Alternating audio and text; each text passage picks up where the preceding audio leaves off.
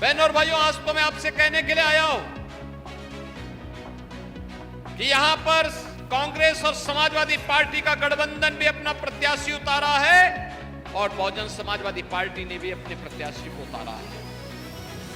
मैं केवल आपसे एक बात कहना चाहता हूं कि बहनों और भाइयों, विकास अपना महत्व रखता है। लोगों के जीवन में खुशहाली लाने के लिए गरीब कल्याणकारी योजना भी आवश्यक है, लेकिन सबसे बढ़कर के आपकी सरकार आपकी आस्था का सम्मान करे, ये पहली बार देखने को मिला है।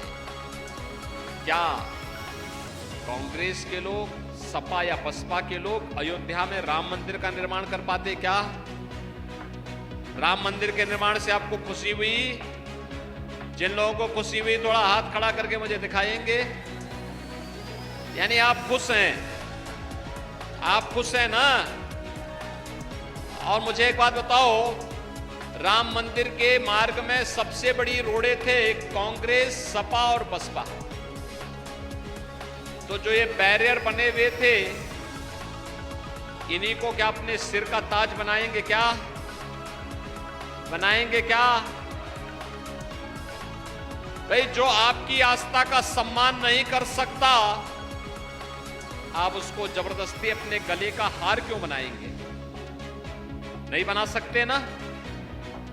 और यही कहने के लिए मैं आया हूं। कांग्रेस के लोग क्या कहते थे? कहते थे राम हुए ही नहीं। समाजवादी पार्टी के लोग क्या कहते थे? कहते थे कि अयोध्या में परिंदा भी पर नहीं मार सकता। यही बोलते थे ना? और पवन जी के हाथी के लिए तो बोलना ही क्या, उसकी अपनी चाल है। और इसीलिए मैं आपसे कहने के लिए आया हूं, अयोध्या में राम मंदिर का निर्माण भी हो गया है, काशी में काशी विश्वनाथ धाम का निर्माण हो गया है, और कल आपने माननीय उच्च न्यायालय के फैसले को भी पढ़ा होगा। न्यायालय ने कल एक बात और कही है, और उस चीज को भी हम कहते हैं जिसको हम लोग सैकड़ों वर्षों से कहते आ रहे हैं। और बहनों और भाइयों, मैं फिर इस बात को कहता हूं कि मथुरा में जितनी भी भूमि है वह ठाकुर केशव देव की भूमि है, भगवान कृष्ण की भूमि है।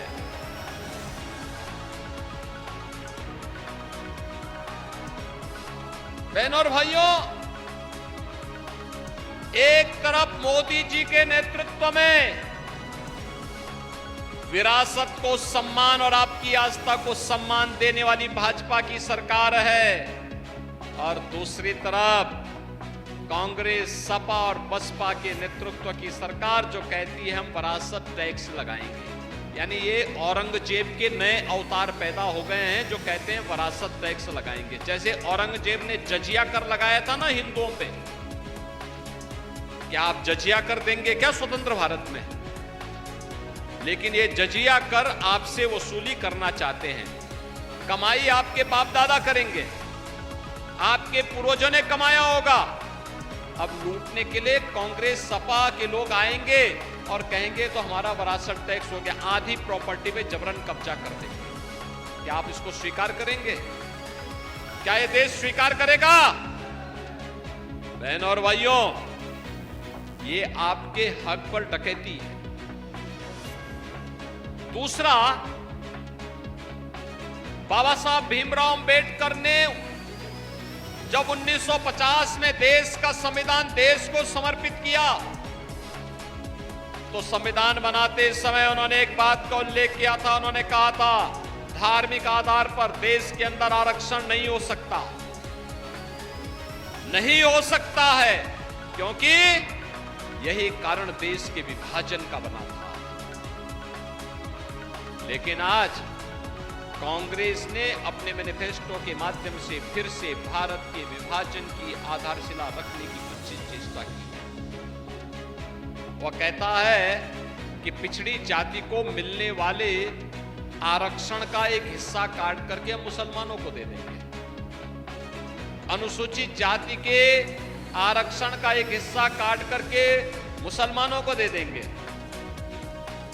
यानी जो बाबा साहब भीमराव अंबेडकर कहते थे, ठीक उसके विपरीत कांग्रेस और सपा के लोग कर रहे हैं। क्या आप इसको स्वीकार करेंगे? क्या बहनों और भाइयों, ये देश को नुकसान पहुंचाने की साजिश के तहत कांग्रेस और सपा के लोग फिर से साजिश रचने लग गए। जब ये लोग सत्ता में थे तब कुछ नहीं कर पाए थे। देश का सम्मान इन्होंने गिरवी रख दिया था।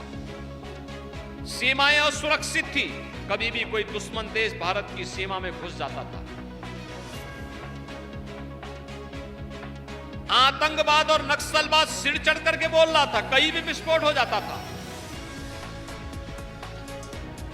विकास के कार्य ठप पड़े थे। गरीब कल्याणकारी योजनाओं में डकैती पड़ती थी, गरीब को मिलता ही नहीं था। और बहनों और भाइयों, आज आप देख रहे होंगे नए भारत में दुनिया में सम्मान बढ़ा है, सीमाएं सुरक्षित हुई हैं, आतंकवाद और नक्सलवाद समाप्त हुआ है। और अब तो कहीं जोर से पटाखा फट जाए ना तो पाकिस्तान पहले सफाई दे देता कि भाई मेरा हाथ नहीं है, मैं इसके पीछे नहीं हूं। देश के दमक है। बहनों और भाइयों, जब मजबूत हाथों में देश होता है ना तो दुश्मन दब करके रहता है। जब मजबूर हाथों में होता है तो दुनिया आंखें दिखाती है। आज तो थोड़ा भी अगर दुश्मन भारत की तरफ थप्पड़ मारने के लिए लपकता है, तब तक यहां से इतना जोरदार घूंसा जड़ा जाता है कि दुश्मन धराशायी हो चुका होता है। ये नया भारत है। नया भारत मोदी जी के नेतृत्व में बिना रुके, बिना डिगे, बिना झुके और बिना हटे आत्मनिर्भर और विकसित भारत की परिकल्पना को साकार कर रहा है।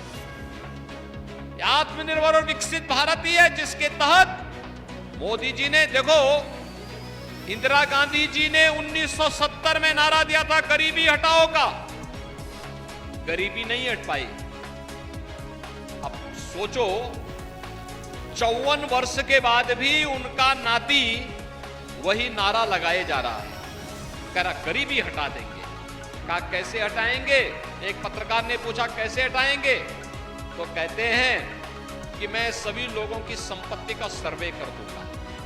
तो कहा उसमें से अगर किसी परिवार में 6 लोग होंगे तो उनसे कहेंगे भी तुम्हारे लिए 2 कमरे पर्याप्त हैं, बाकी को मैं कांग्रेस के लोगों को आवंटित करवा दूंगा।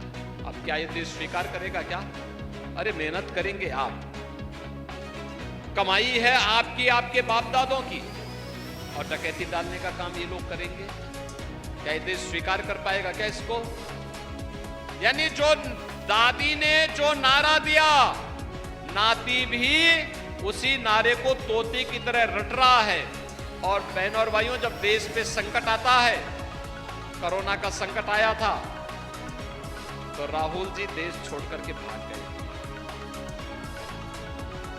कहीं कोई आपदा आती है तो भी देश छोड़ करके चले जाते हैं, तब उनको भारत की चिंता नहीं होती है।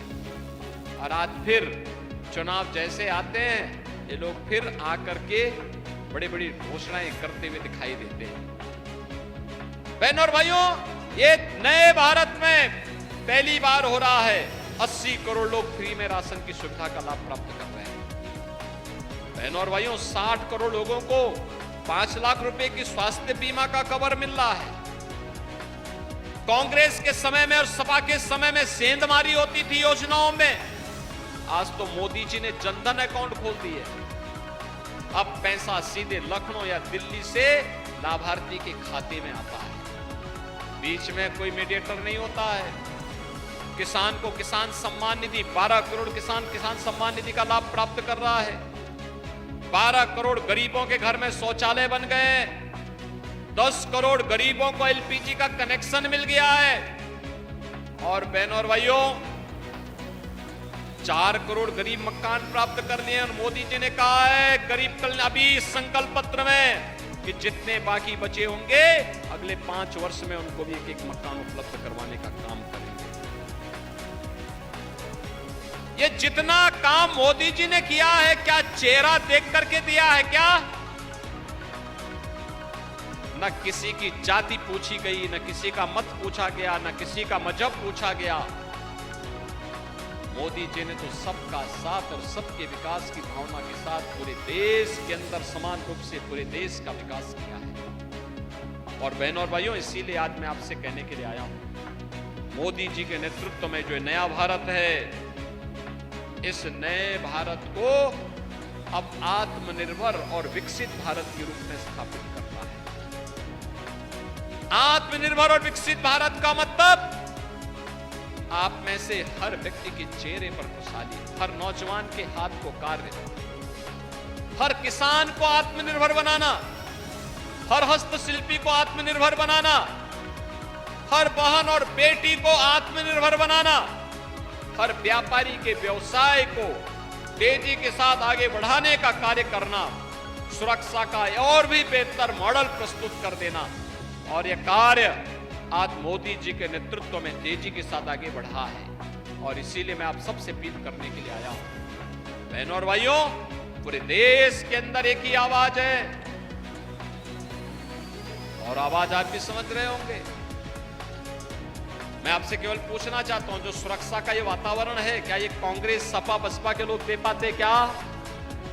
दे पाते क्या? आज जो एक गरीब कल्याणकारी योजनाओं का लाभ मिल रहा है, क्या ये कांग्रेस सपा बसपा के लोग दे पाते क्या? अयोध्या में रामलला का भव्य मंदिर बना है, क्या ये कांग्रेस सपा बसपा के लोग बना पाते क्या? नहीं बना पाते ना। और इसीलिए पूरे देश के अंदर आवाज आई है कि जो राम को लाए हैं हम उनको लाएंगे। क्या फिरोजाबाद भी सहमत है क्या? फिरोजाबाद और सिरसागंज भी सहमत है क्या? जोर से दो हटा करके मुझे बताओ ना, पूरे यहां से आवाज जानी चाहिए। डर के मारे क्यों? अरे देखो, यहां तो आप देख रहे होंगे, अयोध्या में रामलला विराजमान भी हो गए, और बड़े बड़े माफिया और अपराधियों का राम नाम सत्य है की यात्रा पे भी भेज दिया गया। चले गए ना, चले गए ना। अब मुझे बताओ, इस सपा बसपा के लोग क्या बात करते हैं? इनसे पूछना चाहिए, पहले इनसे पूछना चाहिए क्या होता था सपा की सरकार के समय, क्या होता था बसपा की सरकार के समय। ये वही लोग हैं जब राजू पाल की हत्या हुई थी। बहनों और भाइयों, क्या राजू पाल किसी पिछड़ी जाति के परिवार का नहीं था क्या? और क्या उसको न्याय, उसके परिवार के लोगों को न्याय नहीं मिलना चाहिए था क्या?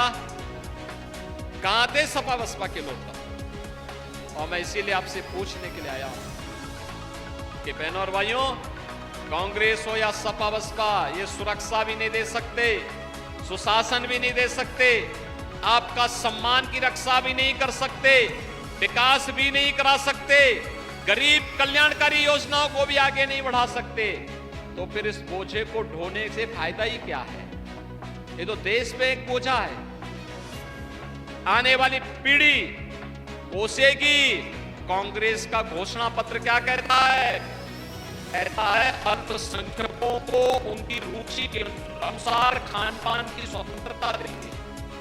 बहनों और भाइयों, मैं पूछना चाहता हूं, ऐसा कौन सा भोजन है जो बहुसंख्यक समाज को नापसंद है लेकिन अल्पसंख्यक समाज को पसंद है?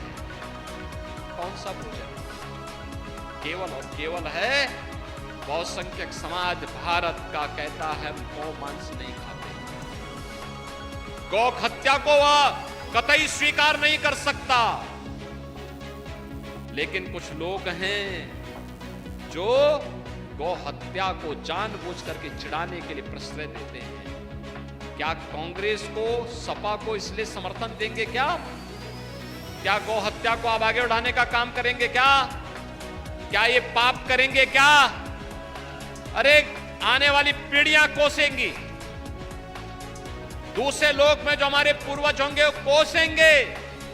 कि क्या इनके पाप में कौन सी ऐसी मजबूरी थी कि हम भी पाप के भागीदार बन रहे हैं। इसलिए बहनों और भाइयों, इंडी गठबंधन को मिलने वाला वोट पाप में भागीदार बनने जैसा है। और इसीलिए मैं आपको यहां पे सावधान करने के लिए आया हूं। भारतीय जनता पार्टी पूरे देश के अंदर चुनाव लड़ रही है और भारतीय जनता पार्टी आपको आत्मनिर्भर और विकसित भारत के साथ जोड़ने के लिए आई है। आप भी आत्मनिर्भर और विकसित भारत बनाना चाहते हैं, सभी लोग सहमत हैं। हमारा देश विकसित भारत होना चाहिए ना, हमारा सुरक्षित देश होना चाहिए ना।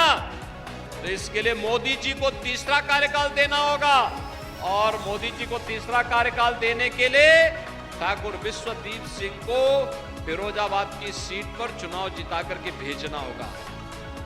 सहमत हैं? सहमत हैं? जिता करके भेजेंगे। सिरसागंज जिताएगा, जिताएगा, घर घर जाएंगे। 7 मई को चुनाव है और 4 जून को परिणाम आना है। बहनों और भाइयों, घर घर जाकर के मोदी जी का प्रतिनिधि बनकर के, योगी जी का भी प्रतिनिधि बनकर के, ठाकुर विश्वदीप सिंह जी स्वयं बनकर के कमल छाप पर वोट लोगों को गिराने के लिए बोलेंगे ना, बोलेंगे। पक्की गारंटी, पक्की गारंटी है। तो मैं आप पर विश्वास करते हुए भाजपा के प्रत्याशी को फिरोजाबाद की जनता को समर्पित करते हुए आपको आश्वस्त करता हूं, आपकी सुरक्षा, आपका विकास और गरीब कल्याणकारी योजनाओं को वैसे ही हम एक नई और ऊंचाई पर पहुंचाएंगे जैसे फिरोजाबाद के ग्लास के उद्योग को हमने वैश्विक मान्यता दिलवाने में सफलता प्राप्त की है। बहनों और भाइयों, आज फिरोजाबाद ग्लास के इस कार्य के माध्यम से दुनिया के अंदर जाना जा रहा है और इसीलिए मैं आपके पास आया हूं आपसे कहने के लिए 7 मई को कमल चुनाव चिन्ह पर ठाकुर विश्वदीप सिंह जी को भारी बहुमत से विजयी बनाने की अपील करते हुए अपनी वाणी को देता हूं विराम। मेरे साथ बोलेंगे भारत माता की, भारत माता की।